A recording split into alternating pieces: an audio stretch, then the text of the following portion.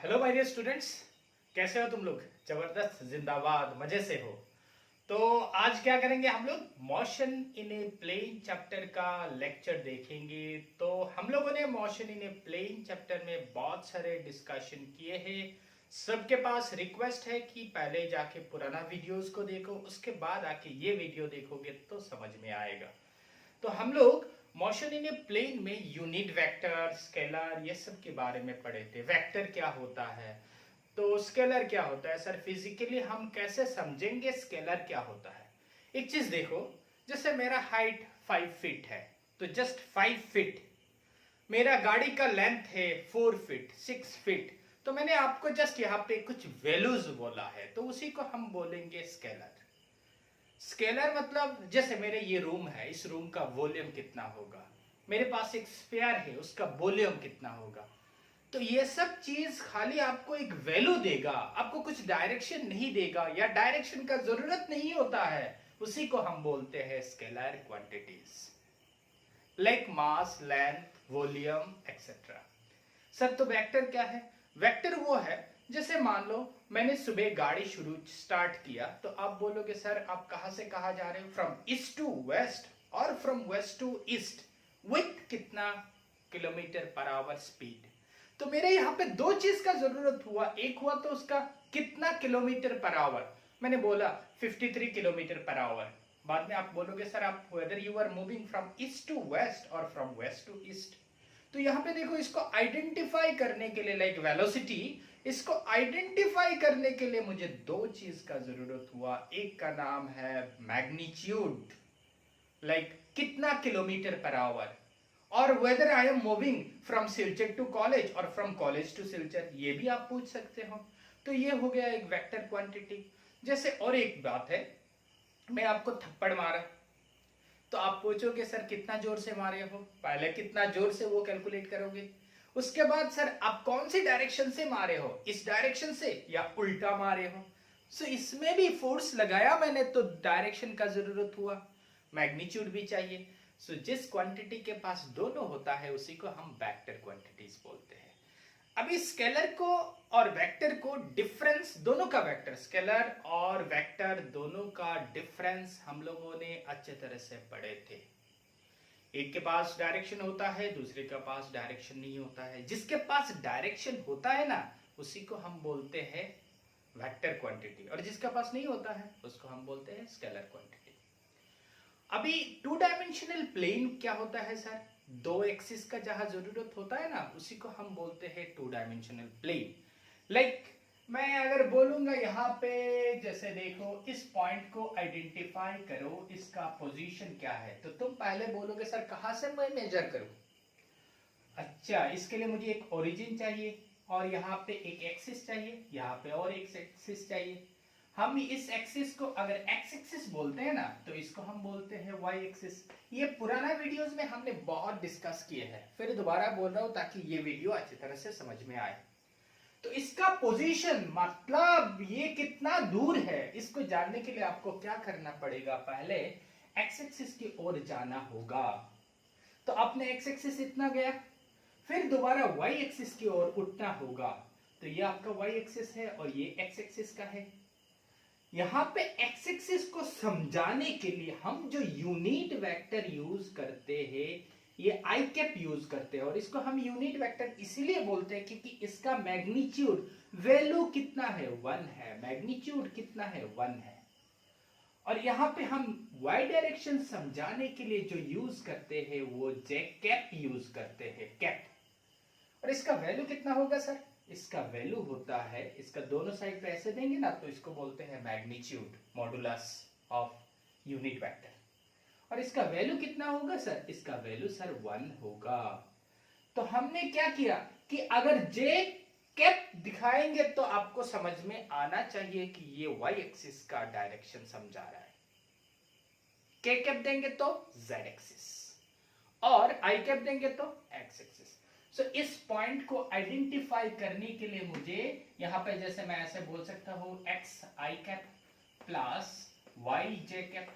मैं बोल सकता हूं कि हमने पहले x गया है, उसके बाद i गया है, कौन सी डायरेक्शन पे? x डायरेक्शन पे। इसी तरह किसी एक पॉइंट्स को हम स्पेसिफाई कर सकते हैं। करने के लिए अगर मुझे दो एक्सिस का जरूरत हुआ then it is two dimensional, और इसको हम बोल सकते हैं मोशन, इसको बोल सकते हैं इन ए प्लेन, और उसका मोशन को हम बोलेंगे मोशन इन ए प्लेन। तो ये हुआ हमारा प्रीवियस कुछ डिस्कशन इस चैप्टर की रिलेटेड जो इंपॉर्टेंट आज मुझे चाहिए। उससे पहले क्लास में हमने कंपोनेंट निकालना देखे थे। तो स्टूडेंट का क्वेश्चन है सर कंपोनेंट को अच्छे तरह से समझ में नहीं आया, कंपोनेंट होता क्या है सर, या रिजोल्यूशन ऑफ ए वेक्टर होता क्या है।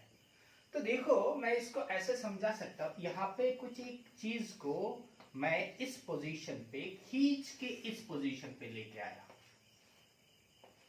सो I have applied some force, मैंने कुछ फोर्स लगाया।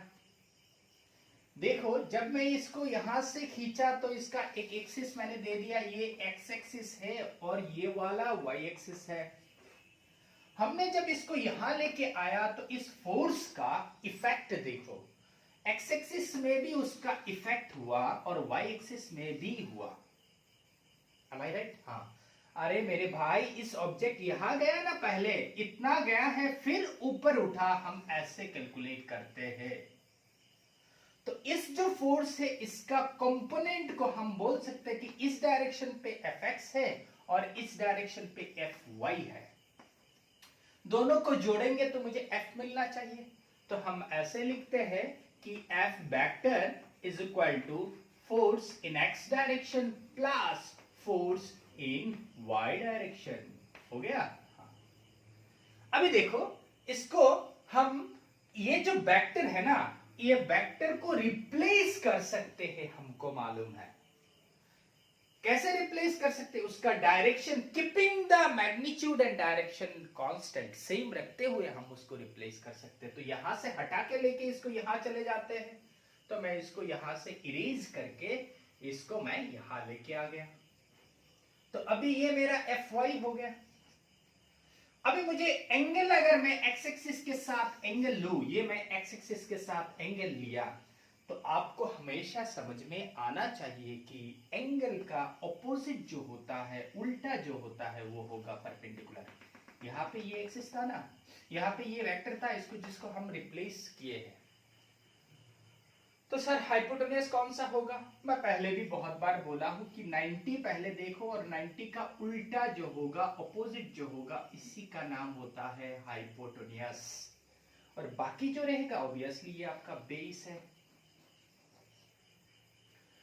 तो हमको ये मालूम है कि साइन थीटा जो होता है ना, this sine theta is nothing but, sine theta is equal to क्या होता है, ये ऑपोजिट साइड मतलब परपेंडिकुलर बाई इसका हाइपोटेन्यूज लो। तो परपेंडिकुलर की जगह पे हम लिख सकते हैं हाइपोटेन्यूज साइन थीटा। ये हमेशा याद रखना होगा डायरेक्टली कि परपेंडिकुलर की जगह पे हम लिखेंगे हाइपोटेन्यूज साइन थीटा। इस केस में मेरा हाइपोटेन्यूज F है, तो मैं Fy की जगह यहाँ पे जो Fy लिखा था ना मैंने, इसको हम लिख सकते हैं F साइन थीटा। तो इसको रिप्लेस किया तो यहां पे इसका कंपोनेंट जो होगा, इस फोर्स का कंपोनेंट होगा F साइन थीटा। समझ में आ रहा है ना? आ रहा है? हाँ सर कैसे बोलेंगे, समझ में आ रहा है या नहीं आ रहा है? कमेंट बॉक्स में लिखे दो समझ में आ रहा है या नहीं आ रहा है। तो ये हमने इसका एक कंपोनेंट निकाला। अभी देखो बेस का कंपोनेंट निकालना है। तो ये बेस है, तो बेस सर हमको मालूम है cos थीटा बेस के साथ रिलेटेड है। So cos theta equal to base by hypotenuse. So हमें यहाँ बेस इक्वल टू क्या मिला, base equal to hypotenuse cos theta मिला। तो जहां पे बेस होगा, पहले थीटा को ढूंढो, थीटा का उल्टा में जो होगा वो परपेंडिकुलर होगा, और इसी को हम लिखेंगे हाइपोटेन्यूज साइन थीटा। बाकी जो है इसको लिखेंगे हाइपोटेन्यूज cos थीटा। तो यहाँ पे आपका हाइपोटेन्यूज कितना है, आपका हाइपोटेन्यूज F है, सो F cos थीटा। तो हमने Fx की जगह हमने क्या लिखा, F cos थीटा। ठीक है, हाँ मैग्नीट्यूड खाली लिया हमने, तो F का खाली मैग्नीट्यूड है। तो हमने यहाँ पे क्या दिखाया कि एक वेक्टर को हमने दो पार्ट पे डिवाइड किए हैं। इसका एक पार्ट का नाम होता है एफ साइन थीटा और दूसरा होता है एफ कॉस थीटा। कौन सा साइन थीटा होगा? थीटा जहां पे है ना उसका उल्टा जो है साइन थीटा होगा। ठीक है। अच्छा सर, और एक आपने समझाए थे वो हमको समझ में नहीं आया। कौन सा वाला बोलो तो? कौन सा वाला आपको समझ में नहीं आया? एक प्लेन लेते हैं, यहां पे इस एक प्लेन हमने थोड़ा बड़ा करके बनाया ताकि इजीली समझ में आया आपको। ये एक प्लेन लिया, यहां पे कुछ एक ऑब्जेक्ट रखा मैंने, यहां पे एक ऑब्जेक्ट रखा। इस ऑब्जेक्ट का वेट जो है वो हमेशा वर्टिकली डाउनवर्ड होगा और वेट को हम बोलते हैं mass into acceleration due to gravity. Weight को क्या बोलते हैं? Mass into acceleration due to gravity. Sir ये एंगल मुझे थीटा दिया है, तो यहां पे इस जो वेट है ना इसका दो कंपोनेंट होगा, एक कंपोनेंट इधर होगा और दूसरा कंपोनेंट इधर होगा। यहां मैं दिखाता हूं, हाँ ये हमारा दो कंपोनेंट। सर इस वेट का दो कंपोनेंट निकालने के लिए इस वेट को दो कंपोनेंट, वेट का दो कंपोनेंट मुझे निकालना है, तो मैं क्या करूंगा? ये थीटा है तो ये एंगल पहले मुझे निकालना होगा। अच्छा, इस थीटा की जगह मैं अगर इजीली अगर 30 डिग्री दे देता हूं तो और समझ में आएगा। ये 30 है तो ये हमारा, तो यहाँ पे डायग्राम ये 90 दिखा रहा है, तो ये 90 और ये 30 और ये कितना होगा? तीनों एंगल मिलके आपको 180 आना चाहिए। ये 30 है, ये 90 है, तो ये ऑब्वियसली 60 होगा, तो ये एंगल मेरा 60 है। यहाँ पे देखो, इसके साथ पूरा ये जो बड़ा एंगल आपको दिखाई दे रहा है टोटल एंगल 90 है, एक पार्ट 60 है, तो रिमेनिंग पार्ट कितना होगा? 30 होगा।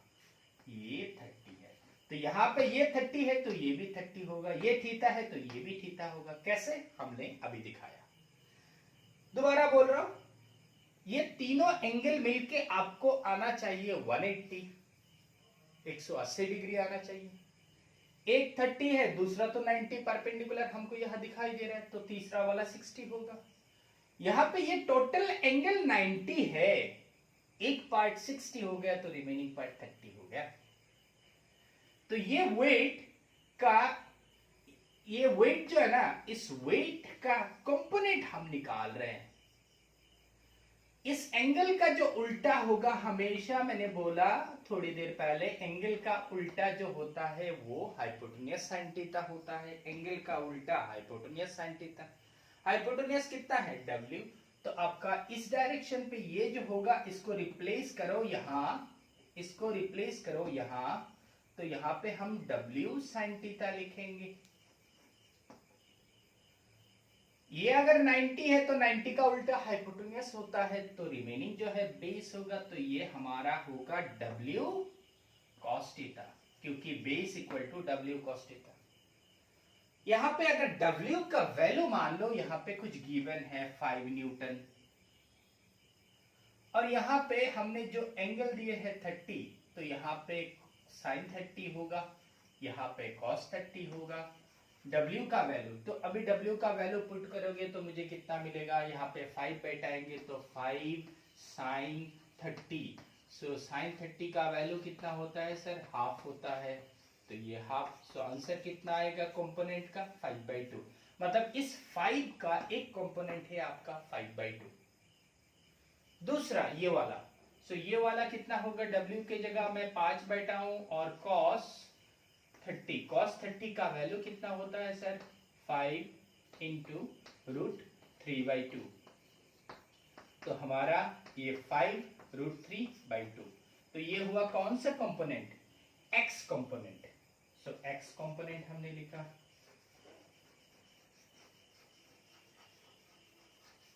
और ये वाला सर क्या है? ये है हमारा y कंपोनेंट।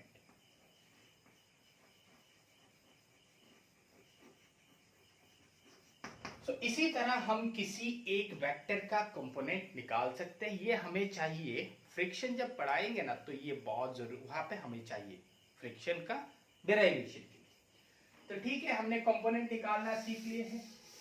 अभी और एक चीज देखते हैं कि पोजीशन वेक्टर, पहले हम लोगों ने एक्सप्लेन किए थे पोजीशन वेक्टर क्या होता है।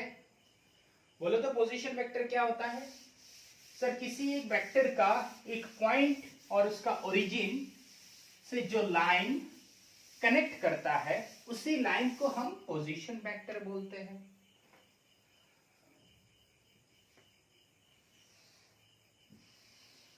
यह हमारा एक्स एक्सिस है और यहां पे वाई एक्सिस हमने दिया। यहां पे हमने एक कर्व को बस ऐसे बनाया, ये कर्व है। इसका इस पॉइंट को मैं स्पेसिफाई किया तो यहां से ओरिजिन ओ से एक लाइन ज्वाइन करना होगा and the directed towards that point, उस पॉइंट पे डायरेक्शन होना चाहिए उसका, डायरेक्टेड टुवर्ड्स दैट पॉइंट। तो ये जो लाइन ज्वाइन किया ना इस पॉइंट को ओरिजिन के साथ, उसी का नाम होता है पोजीशन वेक्टर। इसका पोजीशन को आइडेंटिफाई करने के लिए पहले x जाना होगा, बाद में y में उठना होगा। तो हमने माना x डायरेक्शन पे x गया है और i कैप दे दिया, प्लस y डायरेक्शन में y गया है और j कैप दे दिया। तो इस वेक्टर का पोजीशन यहां पे और एक पोजीशन मैं यहां पे लिया। इसका पोजीशन भी जानने के लिए मुझे एक पोजीशन वेक्टर का जरूरत हुआ। इस पोजीशन वेक्टर का नाम R1 दे देते हैं और इसका नाम R2 होगा। और यहां से मैं इस पॉइंट को ऐसे डिस्प्लेस किया तो ये क्या होगा, यहां पे इसका नाम डेल्टा R दे देते हैं। तो ये देखो आपका डिस्प्लेसमेंट वेक्टर जो हमने पहले समझाया था कि एक पॉइंट इसका ये टेल है, इसका हेड है, यहाँ पे ये इनिशियल पॉइंट है, ये इसका फाइनल पॉइंट है। इस तरह का न्यूमेरिकल भी हमने बहुत सॉल्व किया था। तो इस पोजीशन वेक्टर का R1 इक्वल टू हम क्या लिख सकते हैं, xi1 plus xi plus yj। R2 क्या लिख सकते हैं, R2 के लिए हमको पोजीशन जानने के लिए x एक्सिस में इतना जाना होगा, उसके बाद ऊपर उठना होगा। तो हम इसका भी पोजीशन दे देते हैं x dash i cap plus y dash j cap. अच्छा सर इसका हेडिंग क्या होगा, हेडिंग तुम लिखना है तो displacement position and displacement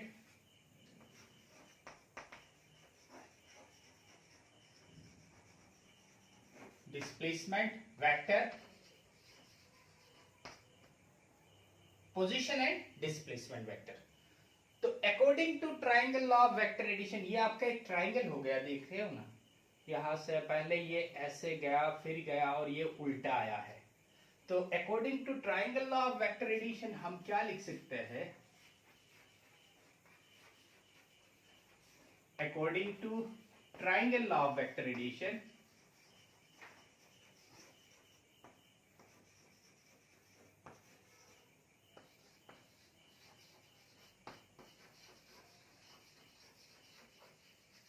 according to triangle law of vector addition हम ये लिख सकते हैं, जिस दो वेक्टर का डायरेक्शन सेम ऑर्डर पे है उसको ऐड करो और ऑपोजिट ऑर्डर के साथ इक्वल करके रख दो, बस हो गया कहानी।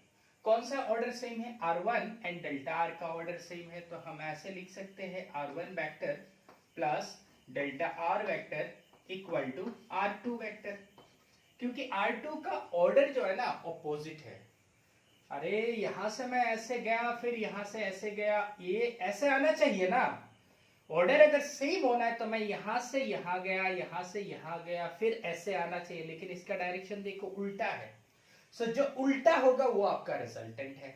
और जो दोनों सेम ऑर्डर पे है उन दोनों को ऐड कर दो। तो हमने दोनों को ऐड कर दिया। मुझे यहाँ पे डेल्टा R चाहिए, so delta R vector equal to मैं क्या लिख सकता हूँ, R2 माइनस R1। R2 का यहाँ पे देखो R2 इक्वल टू हमने क्या लिखा, x dash i cap plus y dash j cap. तो R2 की जगह हम x डैश i कैप अगर लिखेंगे plus y dash j cap लिखेंगे, माइनस R1 की जगह हम x i कैप लिखते हैं और y j कैप। ये गिवन है, यहाँ पे हमने इसका ये पॉइंट से यहाँ पे लिखा, ये सब कुछ नहीं किया। और तो अभी देखो डेल्टा R इक्वल टू क्या हुआ, delta R equal to x dash i cap. हमको माइनस करना आता है सर, अच्छा ये दिखाई नहीं दे रहा है क्या? एक मिनट देखता हूं। अच्छा उसका उस पोर्शन दिखाई नहीं देता है तो ठीक है, मैं इसको इरेज कर देता हूं। इतना तक दिखाई दिया है ना? हाँ। अल्हम्दुलिल्लाह। अच्छा ठीक है, यहाँ पे देखो। So delta r equal to r vector equal to हमने क्या लिखा? R two minus r one. R two का यहाँ पे पोजीशन क्या होगा? X I cap x dash i cap plus y dash j cap minus x I cap plus y J cap. अभी minus करना हमको आता है सर। आई के साथ खाली आई का माइनस होगा, जे के साथ जे का माइनस होगा। सो आई के साथ आई का माइनस करोगे तो इसको ऐसे लिख सकते हैं, x dash i cap minus x I cap plus y dash j cap minus y J cap. Okay हाँ। इसमें आई को कॉमन लोगे तो x dash minus x, i को कॉमन लिया, प्लस यहाँ पे जे को कॉमन लोगे तो y डैश माइनस वाई। ये क्या समझा रहा है आपको? x dash minus x. x dash कितना है? x डैश आपका इतना है, ये यहां से लेके यहां तक x डैश है। और x कितना है? यहां से लेके यहां तक x है। सो ये अगर आपका x है और नीचे वाला x डैश है तो बड़ा वाला माइनस छोटा वाला, तो ये डिफरेंस आपको समझ में आएगा। तो ये होगा डेल्टा x। तो यहाँ पे हमने इसको डेल्टा x लिख सकते हैं, delta x i cap plus delta y को भी सिमिलरली हमने किया तो इसको ऐसे लिख सकते हैं। तो आपका यहाँ पे ये पोजीशन वेक्टर का in terms of rectangular component आ गया। तो हेडिंग हमने जहां पे लिखा position and displacement vector in terms of लिख दो रेक्टेंगुलर कंपोनेंट। रेक्टेंगुलर कंपोनेंट हमको मालूम है, दो कंपोनेंट जो एक दूसरे के साथ 90 डिग्री में है। तो आई और जे एक दूसरे के साथ 90 डिग्री में है। तो यहाँ पे हमको अगर पोजीशन वेक्टर मिल गया तो ये डिस्प्लेसमेंट वेक्टर है। पोजीशन वेक्टर तो r1 r2 है, तो डिस्प्लेसमेंट वेक्टर मिल गया तो मैं वेलोसिटी निकाल सकता हूँ सर। वेलोसिटी कैसे निकालो? इरेज कर देता हूँ इसको। हाँ कर दीजिए sir. So velocity vector or velocity in terms of rectangular component. Velocity vector in terms of rectangular component.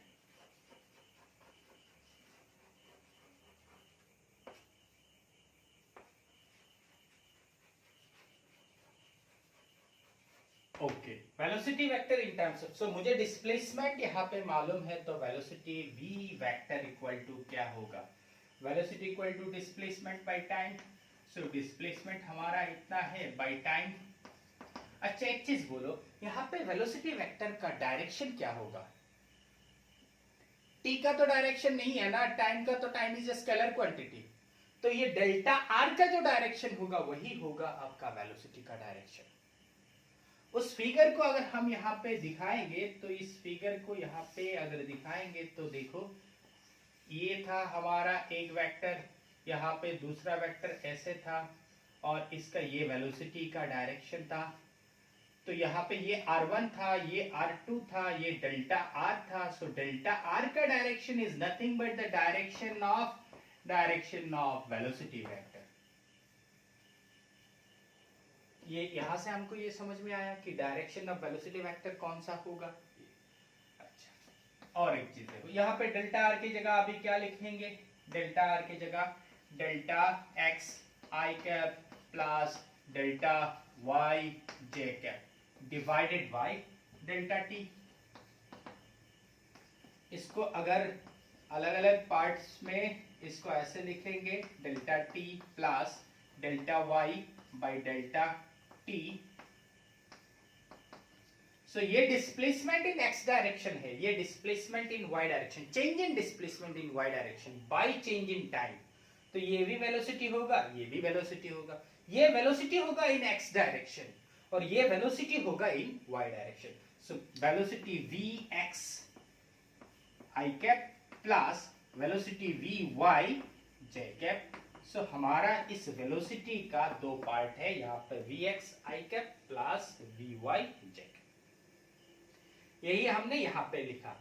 तो ये जो किसके जगह पे लिखा, delta x by delta t के जगह वी एक्स लिखा, delta y by delta t के जगह वी वाई लिखा।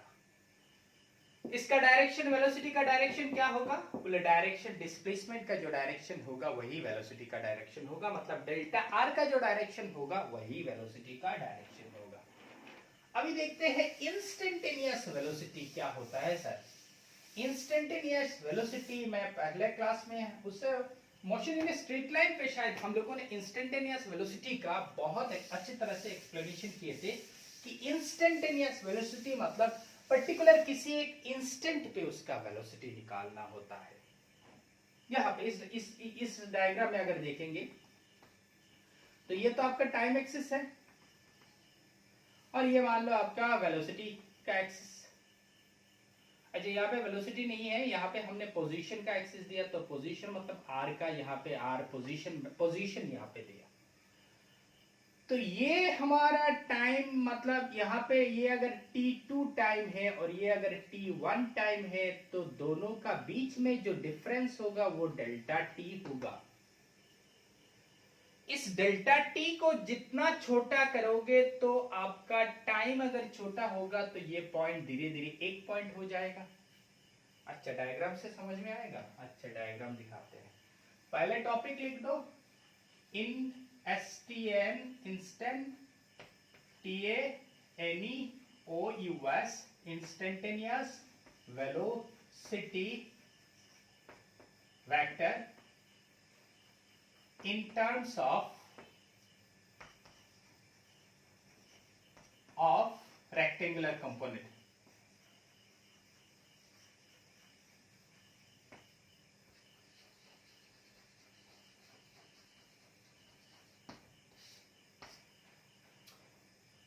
सो इंस्टेंट पे निकालने के लिए उसका डेल्टा टी को टेंड्स टू 0 होना चाहिए, मतलब ये डेल्टा टी जो है ये छोटा होना चाहिए। ठीक है, हाँ डायग्राम दिखाएंगे तो समझ में आएगा।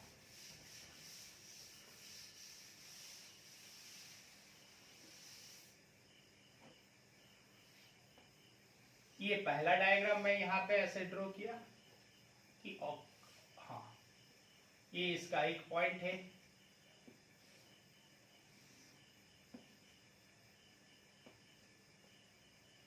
सो इस पोजीशन का नाम ओरिजिन ओ दिए है हमने, और यहाँ पे ये टाइम एक्सिस दिए हैं। तो ये अगर t1 है तो ये t2 होगा, ये t1 टाइम है इस पॉइंट पे तो ये t2 होगा, तो दोनों का बीच का जो डिफरेंस है वो डेल्टा t होगा। इसको इस डेल्टा t को मैं यहाँ पे ये डेल्टा t इतना दिखाया, ये डेल्टा t है, इसको और छोटा करेंगे, और छोटा किया हमने इस डायग्राम में, इसको और छोटा किया तो हमारा यहाँ पे देखो ये एकदम छोटा हुआ, एकदम से नहीं छोटा हुआ। सो ये डेल्टा टी का ये जो डिफरेंस है डेल्टा टी अभी इतना है।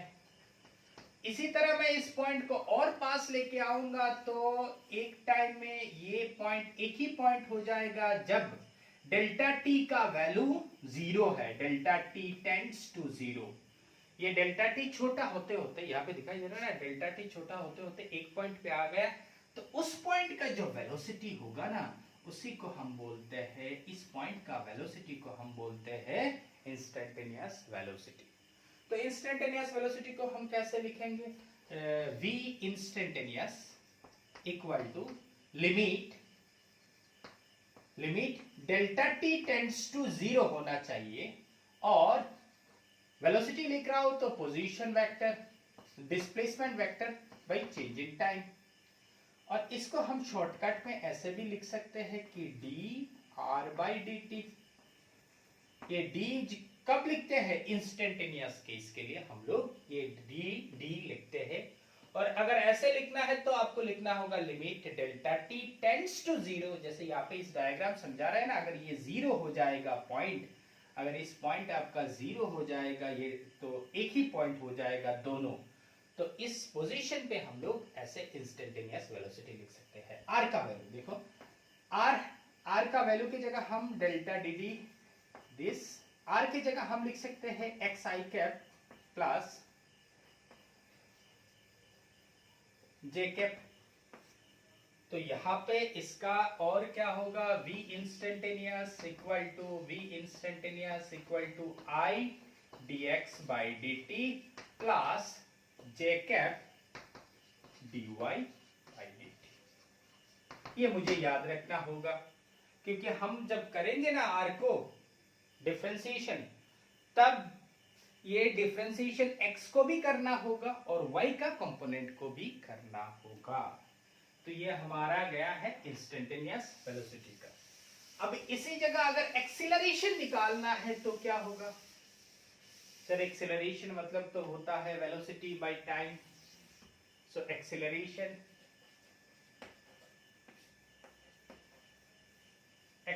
इन टर्म्स ऑफ ये लिख देना rectangular component of in terms of rectangular component. तो एक्सीलरेशन इक्वल टू क्या होता है sir? Change in velocity by change in time.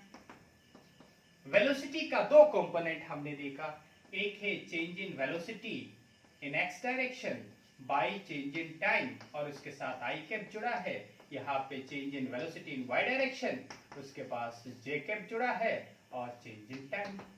सो ये हमारा एक्सीलरेशन हुआ। अगर इंस्टेंटेनियस एक्सीलरेशन अगर निकालना है तो क्या होगा सर? इंस्टेंटेनियस एक्सीलरेशन निकालना है तो i d x d v x by d t plus, ये अच्छा मैग्नीट्यूड दिखाया, प्लस जे कैप। सो ये आपका इंस्टेंटेनियस एक्सीलरेशन होगा। सर एक्सीलरेशन का डायरेक्शन कौन सा होगा? डायरेक्शन अगर आपको समझना है तो ये देखो, मैं एक ही डायग्राम, एनसीईआरटी बुक में 4 डायग्राम है, आप वहां पे भी कर सकते हो। सो यहाँ पे, अच्छा इसको उल्टा दे दिया मैंने,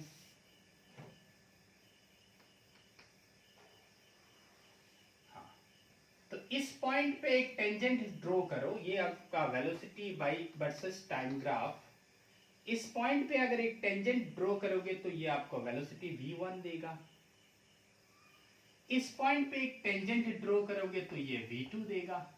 दोनों को एक साथ जोड़ दो, ऊपर वाला magnitude, keeping this magnitude and direction same, दोनों को रिप्लेस करके एक करते हैं तो ये ऐसे हुआ। हाँ, ये आपका v1 है, ये आपका v2 है, और ये जो होगा ना, this will be the change in velocity. So this change in velocity means इसका डायरेक्शन ऐसे होगा। change in velocity means it is the direction of acceleration A। change in velocity जैसा पहले change in displacement by time को हम लोगों ने वहां पे डायरेक्शन velocity का दिया था, अभी इसी तरह यहाँ पे। तो आपका होमवर्क क्या है? होमवर्क ये है कि चारों डायग्राम को एनसीईआरटी बुक से इसी तरह चारों डायग्राम को ड्रॉ करना है आपका मेन कॉपी में, ठीक है? और इसका डायरेक्शन कैसे समझेंगे सर? वेलोसिटी, यहाँ पे वेलोसिटी वेक्टर, एक टेंजेंट ड्रॉ करो तो वेलोसिटी वेक्टर मिल जाएगा, यहाँ पे भी एक टेंजेंट ड्रॉ करो, दो वेलोसिटी वेक्टर मिल गया। दोनों वेलोसिटी वेक्टर को एक साथ जोड़ो और उसका ये जो होगा, ये this will gives the direction. So delta we will, यहाँ पे direction of A is nothing but delta V vector का डायरेक्शन, ठीक है? तो हमको यहाँ पे एक्सीलरेशन, वेलोसिटी, डिस्प्लेसमेंट, ये सब समझ में आया इन टर्म्स ऑफ रेक्टेंगुलर कंपोनेंट। अभी इसका जुड़ा हुआ कुछ न्यूमेरिकल्स जो बहुत इंपॉर्टेंट में है आपका बोर्ड एग्जाम या आपका एनडब्ल्यूटी जेडब्ल्यूई एग्जाम में, ये बहुत बार पूछा जाता है। सर क्या है वो क्वेश्चन? जैसे देखो यहाँ पे, suppose if r vector equal to twice i cap plus thrice j cap plus 5 k cap, और इसके साथ यहाँ पे टी जुड़ के देते हैं और यहाँ पे टी स्क्वायर देते हैं। Find number 1 velocity vector, number 2 acceleration vector, number 3 magnitude of velocity vector निकालो at t equal to 1 second. Number 4 direction of velocity v vector का डायरेक्शन। ये चारों को आपको करना है और क्वेश्चन ये है। तो इसको करने के लिए पहले मुझे फर्स्ट क्वेश्चन वेलोसिटी निकालना है। तो r वेक्टर इक्वल टू कितना है, twice t i cap plus thrice t j cap, thrice t square है ना, हाँ thrice t square plus 5 k cap. So इसका वेलोसिटी वेक्टर थोड़ी देर पहले हम लोगों ने देखा था कि dr by dt होता है, मतलब हर एक को आपको डिफरेंशिएशन करना है। So differentiation of twice t i cap plus differentiation of thrice t square j cap plus differentiation of 5 k cap. देखो डिफरेंशिएशन करने का रूल हमको मालूम है, मैंने पूरा बहुत अच्छे तरह से समझाया है। अगर समझ में नहीं आया फिर भी जाके वो वीडियोस देखो, वो प्लेलिस्ट में है, तुम लोग देख सकते हो वहां पे। तो यहाँ पे देखो ट्वाइस आई कैप, इसको अगर बाहर लेके आओगे तो dt बाई dt मतलब 1, तो इसका वैल्यू होगा ट्वाइस आई टी। अच्छा लिख के दे देता हूँ, नहीं तो मेरा स्टूडेंट को समझ में नहीं आएगा। थ्राइस j कैप, अभी डिफरेंशिएशन करना किसको है, टी स्क्वायर को करना है, प्लस ये तो आपका 0 हो जाएगा क्योंकि यहाँ पे देखो 5 इज ए कांस्टेंट, इसका मैग्नीट्यूड कितना है 1 है, तो 5 इंटू 1 होता है, और डायरेक्शन है तो 0 होगा, तो 0 इंटू डायरेक्शन, 0 के साथ मैग्नीट्यूड 0 है और डायरेक्शन है, उसका नाम क्या होता है, नाल वेक्टर। सो ये नाल वेक्टर हो जाएगा, तो इसका कहानी छोड़ो। तो यहाँ पे आपका कितना आएगा, ट्वाइस आई प्लस थ्राइस, इसको डिफरेंशिएशन कैसे करते हैं भूल गए हो, 2 को पहले सामने लेके आओ, तो ये जैकब है, 2 को सामने ले आओ, टी स्क्वायर माइनस 1 करो, dt बाई dt कैंसिल हो जाएगा, टी स्क्वायर माइनस 1, ये तो इतना है। So twice i cap plus ये 3 2 6, यहाँ पे कितना होगा t j कैप। तो ये आपका वेलोसिटी वेक्टर हुआ। सर इसका मैग्नीट्यूड निकालना है, यहाँ पे क्वेश्चन में है at t equal to 1 second. So at, अच्छा पहले एक्सेलरेशन निकाल देते हैं, उसके बाद ये निकाल लेंगे। ये समझ में आया सबको? हाँ, अभी इसको समझ में आया तो इरेज कर दूं, कर दीजिए सर।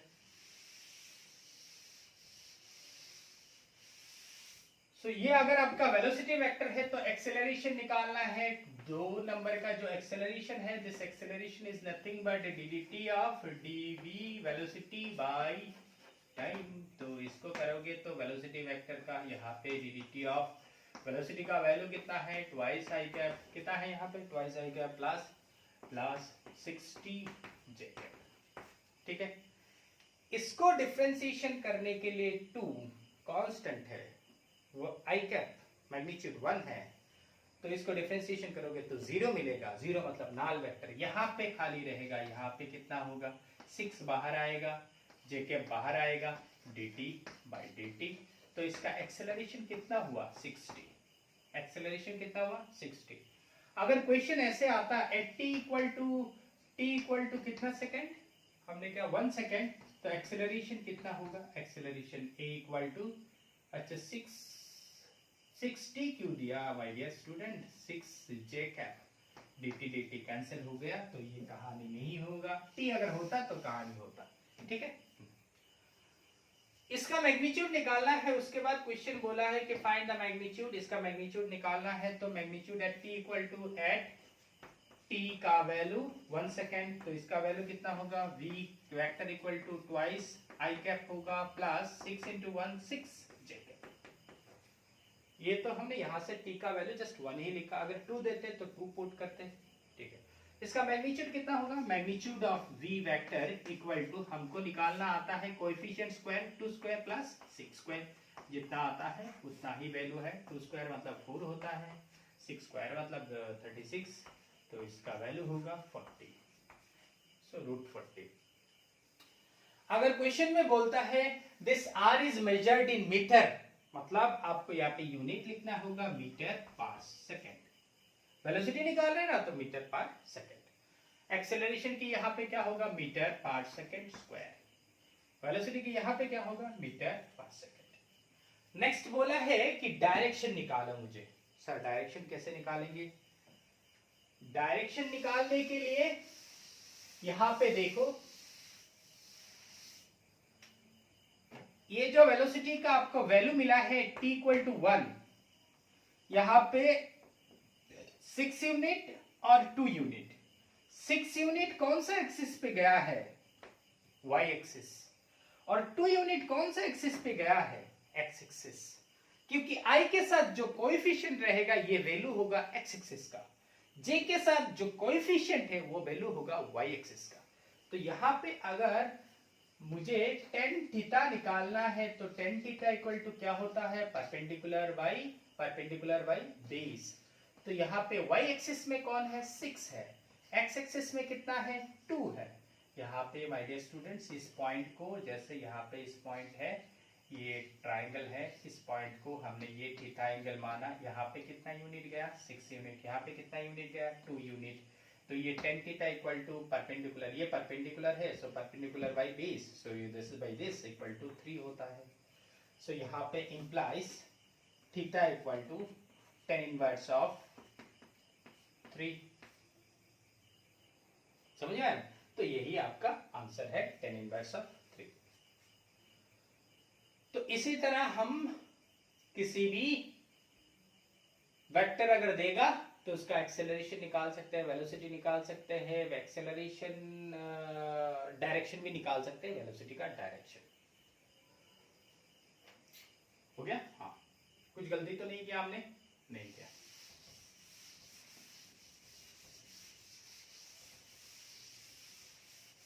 नेक्स्ट एक चीज देख लेते हैं।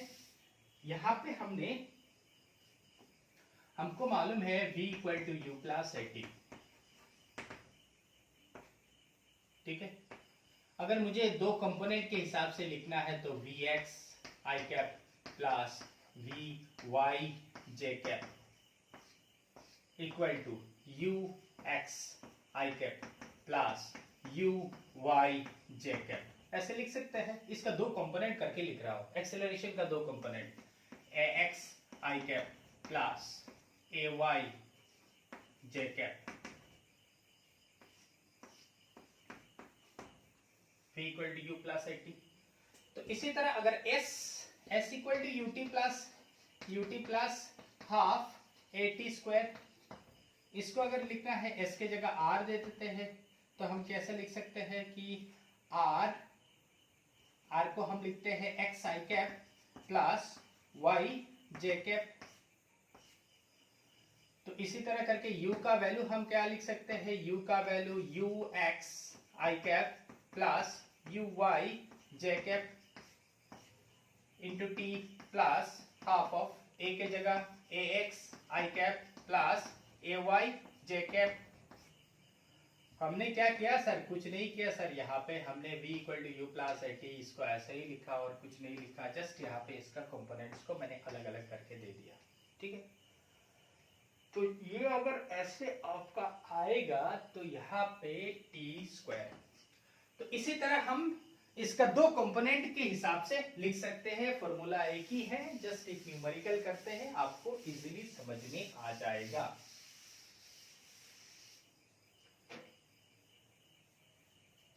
सो क्वेश्चन ऐसे है कि एट t इक्वल टू 0, जब initial time t equal to 0 था, तो उसका इनिशियल वेलोसिटी v नॉट का वैल्यू यहाँ पे उसने 10 metre 10.0 metre per second initial velocity, और यहाँ पे उसका कुछ डायरेक्शन जे कैप दे देते हैं, ठीक है, जे कैप। इसका एक constant acceleration, it is moving, an object is moving from rest with an initial velocity 10.0 जैकब metre per second. its acceleration, its constant, moving with a constant acceleration का value 8.0 I cap plus 2.0 J cap metre per second square. Its acceleration का value given है, constant acceleration, इसका initial velocity given है, time t equal to 0 मतलब क्या है my dear students, initial velocity, और acceleration का वैल्यू आपको गिवन है. आपको क्या निकालना है, एट पहले हाँ x कंपोनेंट गिवन है, x कंपोनेंट इक्वल टू मान लो 16, y कंपोनेंट निकालो, क्वेश्चन बोला है, और दूसरा बोला है स्पीड निकालो. स्पीड मतलब वेलोसिटी मुझे निकालना है. तो मैं क्या करूंगा सर, क्वेश्चन तो बहुत टफ लग रहा है, कुछ टफ नहीं है, आपका फॉर्मूला यूज करो, s equal to u t plus half at square. तो r इक्वल टू क्या होगा, r इक्वल टू आपका होगा r equal to u t plus half a t square. यहाँ पे कितना है 10 जेकब प्लस हाफ, ए का वैल्यू कितना है 8 जेकब 8 आई कैप प्लस 2 जेकब इंटू उसके साथ टी स्क्वायर है. तो यहाँ पे आपका आर वेक्टर का वैल्यू कितना होगा 10 जेकब प्लस, इससे इसको कैंसिल करो तो 4 आई कैप, इससे इसको कैंसिल करोगे तो जे कैप, और इसके साथ टी स्क्वायर है. ठीक है. अच्छा सर यहाँ पे टी कहाँ गायब हो गया, टी तो है, सो यहाँ पे टी है, यहाँ पे टी है. So 10 J cap into t plus 4 i cap into t square plus j cap into t square. तो यहाँ पे आप एक चीज देखो, आई कैप का कोएफिशिएंट को हम ऐड कर सकते हैं, हम ये मालूम है ना, जे कैप का कोएफिशिएंट को हम ऐड कर सकते हैं. हमने कुछ गलती तो नहीं किया, हमने कुछ गलती नहीं किया. तो आई कैप का कोएफिशिएंट देखो इतना है, और जे कैप का coefficient 10t plus t square into j cap plus 4t square into i cap. तो j के साथ जो होगा सर ये तो y का वैल्यू है, और i के साथ जो होगा सर ये x का वैल्यू है. मतलब j के साथ आपको j कैसे निकाला, यहाँ पे j को कॉमन लिया तो ये j का वैल्यू है और ये x का वैल्यू है. क्वेश्चन गिवन है x component equal to 16. So according to the question हम लिख सकते हैं 4t square equal to 16. So implies t square equal to ये कैंसिल होगा तो 4, so implies t equal to 2 second. तो मैंने यहाँ पे टाइम निकाल दिया. टाइम कितना है, टाइम 2 सेकेंड है. मुझे अभी क्या निकालना है, वेलोसिटी निकाल. y कंपोनेंट निकाल दिया ना, नहीं निकाला सर, तो y कंपोनेंट यहाँ पे लिख दो. y कंपोनेंट t के जगह कितना लिखोगे, खाली 2 लिखोगे. सो y कंपोनेंट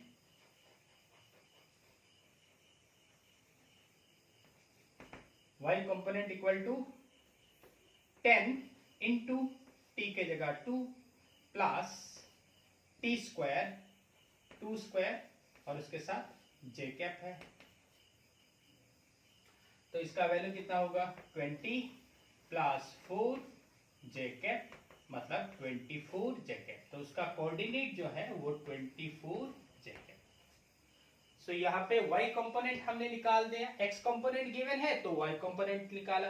अगर y कंपोनेंट गिवन होता तो हम x कंपोनेंट भी निकाल सकते थे. y कंपोनेंट अगर गिवन होता, जैसे y अगर 24 होता तो हम x कंपोनेंट निकालते. ऐसे एनसीईआरटी बुक में एक है y कंपोनेंट गिवन है, आपको निकालना होता है x कंपोनेंट. अब स्पीड निकालो, तो यहाँ पे आपको पोजीशन मिल गया ना, उसको डिफरेंशिएट करोगे तो वेलोसिटी मिल गया, और वेलोसिटी का मैग्नीट्यूड ही होता है speed. My dear students, velocity का मैग्नीट्यूड ही होता है स्पीड.